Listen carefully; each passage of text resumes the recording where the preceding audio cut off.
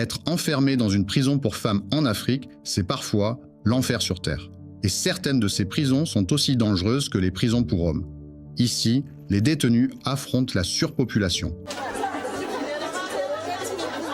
la faim, l'insalubrité, les maladies et parfois la mort. Alors prépare-toi, parce que ce que tu vas voir aujourd'hui, c'est la réalité la plus sombre derrière les murs. Avant de commencer, pense à t'abonner à la chaîne et à laisser un like. Ça aide énormément la chaîne et toi, tu ne rates aucune de nos prochaines vidéos. Antanimora et Nsarabi, Madagascar. À Antananarivo, il existe une prison qui résume tout.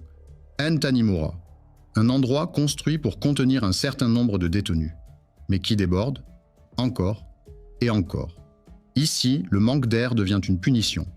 Les corps sont collés, on dort, entassés comme des sardines. Parfois, tu n'as même pas la place d'allonger les jambes. Tu finis par poser tes pieds sur quelqu'un. L'hygiène est un luxe. Les soins sont rares. La malnutrition devient la norme. Et dans cet environnement, la maladie circule vite, parfois plus vite que la justice. Et ça, c'est la grande prison. Maintenant, imagine la même logique appliquée à une adolescente. Au centre du pays, il y a la prison d'Antsarabi. Quartier des femmes. Saül dit avoir 17 ans, 1 mois derrière les barreaux, aucune date de procès. On lui demande « Tu as un avocat ?» Silence. Elle vit dans une pièce minuscule avec des dizaines de femmes. Certaines attendent un jugement, d'autres purgent déjà une peine. Et elle, à 17 ans, elle apprend juste à survivre. Dehors, Saül était domestique chez une docteure. Le jour où elle réclame son salaire, on l'accuse de vol.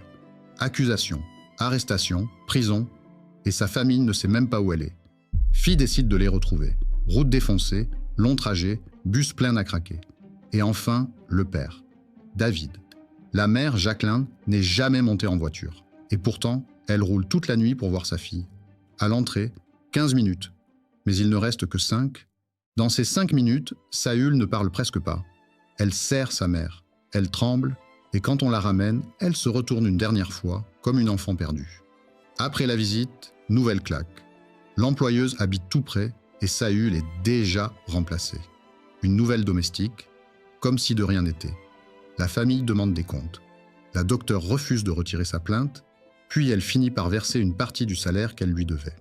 Une petite somme, pas assez pour un avocat. Pas assez pour sortir. Et Saül reste là, sans procès, sans date, avec une vie en pause. Al-Qanater, Égypte. Al-Qanater, un nom qui revient souvent quand on parle de prison pour femmes en Égypte. Il y a un surnom qui fait froid dans le dos. La prison du seau. Dans certaines cellules, pas de toilette. Alors on fait dans un seau, on mange à côté, on dort à côté. Et l'odeur devient permanente. Ici, la punition, c'est aussi la chaleur et la soif. Parce que l'eau manque et chaque geste devient une lutte. Le pire, c'est la surpopulation. Des espaces prévus pour quelques dizaines peuvent en contenir presque une centaine. Et quand tu enfermes autant de corps dans si peu d'air, tu détruis tout. La ventilation, l'hygiène, la santé, et il y a une humiliation dont on parle trop peu. Les règles, les protections, les douleurs. Quand tu n'as pas ce qu'il faut, ton corps devient une punition mensuelle. À Al-Qanater, ce que tu perds d'abord, c'est la dignité.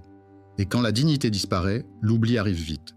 Omdurman, Soudan, une prison prévue pour un certain nombre de détenus, et qui, en réalité, en enferme beaucoup plus. Quand une prison déborde, tout devient dangereux. L'eau, les toilettes, les douches, le sommeil. Ici, certaines femmes racontent ne pas s'être lavées pendant des semaines. Des sanitaires saturés, des sols inondés, et une maladie qui se propage. Mais Omdurman, c'est aussi autre chose, la peur des gardiens, la peur de la punition, des coups, des humiliations et parfois des violences sexuelles, comme un moyen de tenir tout le monde. Et dans ce chaos, il y a aussi des enfants, des bébés avec leur mère, ils respirent le même air, ils boivent la même eau, et ils payent, eux aussi, une peine qu'ils n'ont jamais choisie. Omdurman, c'est ça, une prison qui ne se contente pas de punir, elle casse. Atteridgeville, près de Pretoria.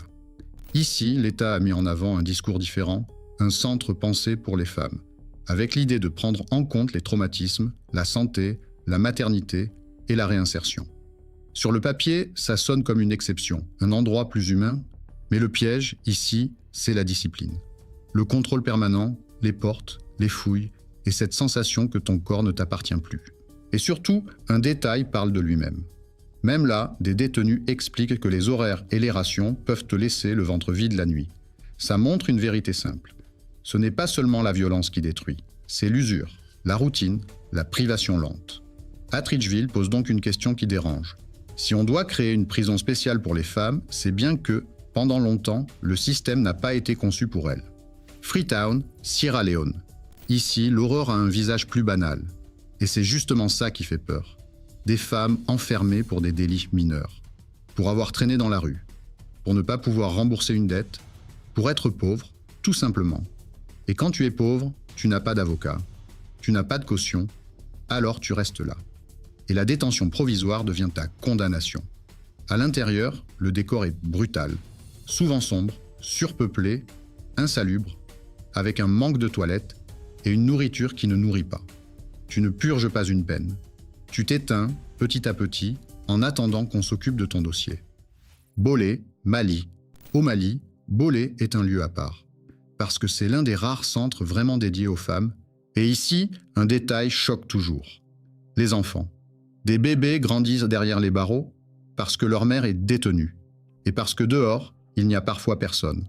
Bolé ressemble alors à une prison et à une crèche enfermée.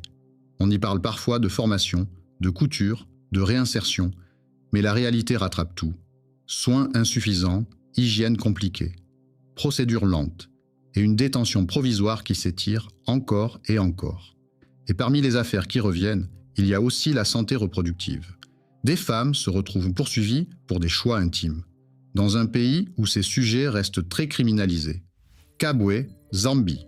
À Kabwe, il y a une image qui te reste. Dans ce centre pour femmes, le point d'eau pour boire est dans la même pièce que les toilettes. C'est là qu'on remplit sa tasse, là où l'odeur ne part jamais. Des détenus disent que c'est leur seule source d'eau. Alors tu bois quand même, parce que tu n'as pas le choix. À Kabwe, la punition n'est pas seulement la cellule, c'est l'humiliation au quotidien. Luzira, Ouganda. Luzira, une prison connue, et pas pour de bonnes raisons. Ce qui revient le plus souvent, ce sont les récits d'inhumanité, des gardiens, mais aussi des autres détenus. Dans un endroit surchargé, la violence devient une règle officieuse. Et Luzira traîne une autre réputation encore plus inquiétante, celle des épidémies. Quand la malnutrition s'installe, quand les soins manquent, une simple infection peut se transformer en crise. À Luzira, tu ne fais pas que purger une peine, tu essaies de rester debout et de ne pas tomber malade. Ce que ces prisons racontent, ce n'est pas seulement la criminalité, c'est la pauvreté, la lenteur de la justice et des systèmes qui punissent avant même de juger. Dis-moi en commentaire, qu'est-ce qui te choque le plus, la surpopulation, la corruption ou l'attente sans procès? Et si cette vidéo t'a marqué, mets un like.